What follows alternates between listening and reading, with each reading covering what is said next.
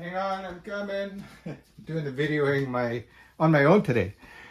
But anyway, welcome back to another episode of the Canadian Watch Monkey. And what I'm going to be talking about is my next watch hunt. I'm looking for a rectangular watch. So I've done some notes, I've done a little bit of research, I've collected a bunch of photos for you guys to look at. Maybe you guys can help me decide on what you think is the right choice. Okay, but probably the most obvious ones that come to mind that are the most famous, but are kind of a little bit expensive for me anyways, would be the Cartier Tank and the JLC Reverso.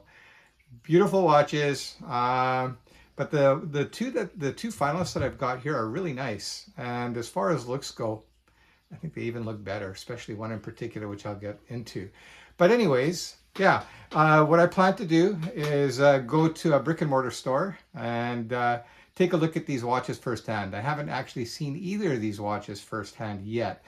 Just online, looking at some reviews and that, of course, the usual suspects like Teddy Baldassar and those guys. But anyway, so I've made a list. I'm going to flip the camera around and show you the list and the comparison of these two watches. And then we'll go from there. All right, so here we go. We'll flip it around.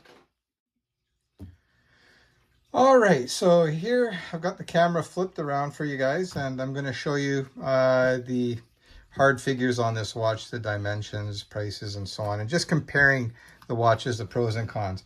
So as I had mentioned, there are some others that are out there, like Hamilton puts one out. Didn't really care for it. It's just not my style. The two that were the winners that I really like, and actually fairly comparable in price, are the Oris Rectangular and the Longines Dolcevita, sorry.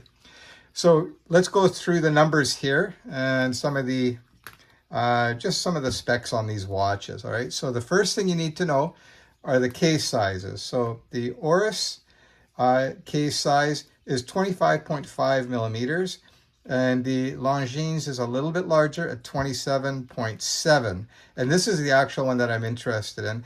Then they've got another larger size, which Oris does not, and it's 28.2 the case size. Okay.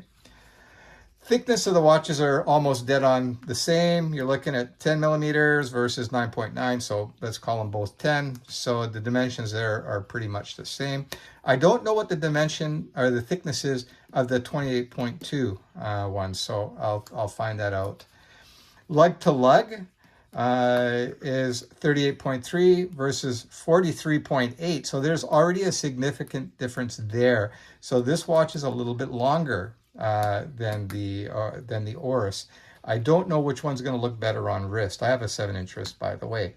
And here we have the even larger Longines coming in at 47 millimeters. Just looking at the photos on that, it looks a little bit large in my view, but that's my personal taste. But when I see the watches, that might completely change. The leg width is 17, so the strap is kind of an odd width on the Oris, and equally as odd, well, maybe not quite as equally, but the Longines isn't much better. You've got a choice of 19 on the smaller case size, and on the larger one, it's 21 millimeters. So you got a little bit of weirdness going on with the strap widths there. Water resistance are both the same, 30 meters, so don't be swimming with it or going in the shower even. I wouldn't even do that. Just, avoid water if you can. The movements are, in the Oris, they're using an actual ETA 2671, not a Solita movement.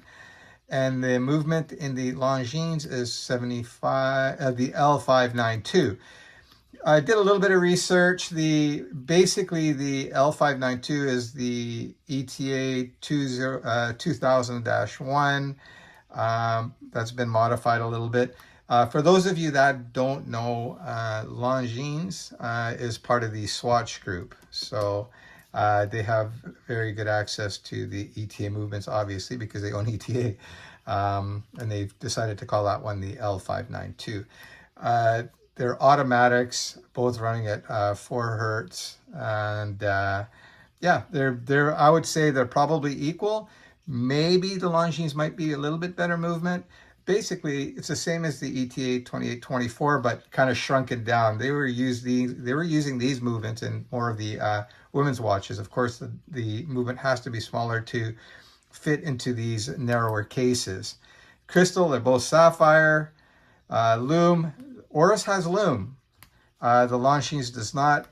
The Oris is a little bit more casual, where the Longines is a little bit more dressier and a little bit more sporty with the Oris as well.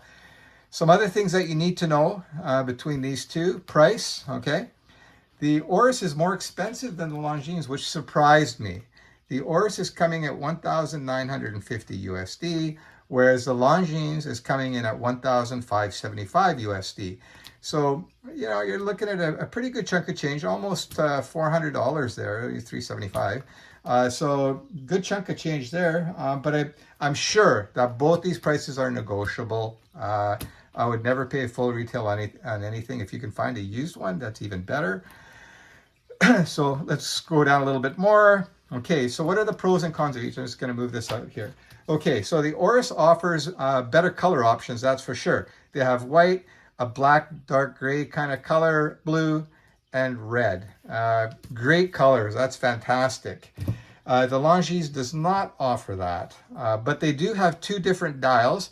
One is like the Roman numeral Art Deco style, which is very similar to the Oris Rectangular dial and the Cartier Tank, the traditional old school type dial.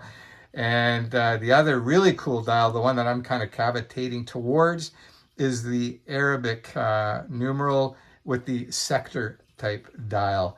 I think it looks fantastic. So those are the things that you kind of need to know about both. I have not made a decision on which one I'm going to be getting. It's a good chunk of change. I'll always try to find the used market first, if I can, or the secondary market, I guess you can call it, to see if I can find a deal on one. But yeah, they're both, these were the two finalists. If you go, you see there's quite a few reviews on these watches. But like I said, Oris wins with the color options.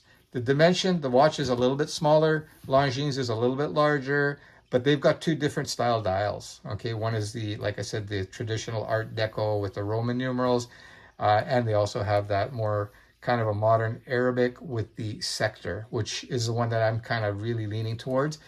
Again, the Longines comes in two sizes. You've got the 27.7 and the 28.2. Not a huge difference there, but the length of the watch is considerably different, 43.8 and 47. Both of these are larger than the Oris Rectangular. So that's it. I'm going to be going to some local ADs to see who's got these watches so I can take a look at them. Hope you enjoyed that and enjoy the photos that I'm about to show you, and just I'll have the information there for you as well. All right, so enjoy the video.